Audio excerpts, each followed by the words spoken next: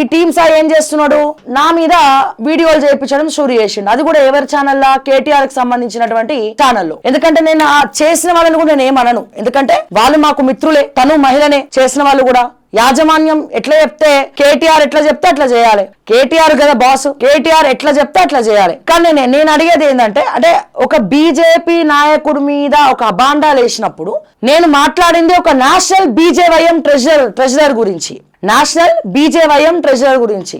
ఒక మహిళ వస్తుంది, దాంట్లో ఇంటర్వ్యూ చెప్పి ఆమె ఏదేదో మాట్లాడుతోంది, బర్రెల కోరుతుంది, ఏదేదో మాట్లాడుతూ ఉంది, మాట్లాడుతూ ఉంది. నేను అడుగుతున్న వాళ్ళు కూడా ఆడవాళ్ళే కదా, ఎందుకు తొందర ఎందుకు పడతారు? ప్రూఫ్స్ లేవనా?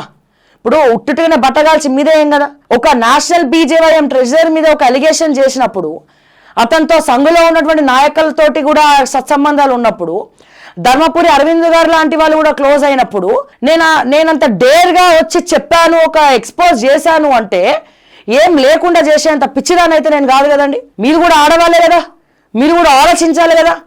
ఒక ఆడకూతురుకు అన్యాయం జరిగిందా మీకేం తెలుసు? మీకు తెలుసా? మీకు అన్ని చెప్పేస్తారా? 24/7 మీతో ఉంటారా? సరే, ఒక ఆవిడ వచ్చి సైకిల్ వంచింది అంటారు. పోనీ సైకిల్ వంచడానికి డబ్బులు ఎడికెళ్ళి వచ్చినాయి చెప్పండి. ఏమనంటే నా ఫ్లాట్ మీద పడతారు. ఇప్పుడు టీమ్ సాయి ఆ వీడియో రిలీజ్ అయినప్పటి నుంచి కొన్ని 10-20 సార్లు చేసి ఉండొచ్చు. వేరే వాళ్ళతో కూడా ఫోన్లు చేపిస్తున్నాడు. నాకు డబ్బులు కావాలంటే నేను టీమ్ సాయిని అడుగుతుండే కదా.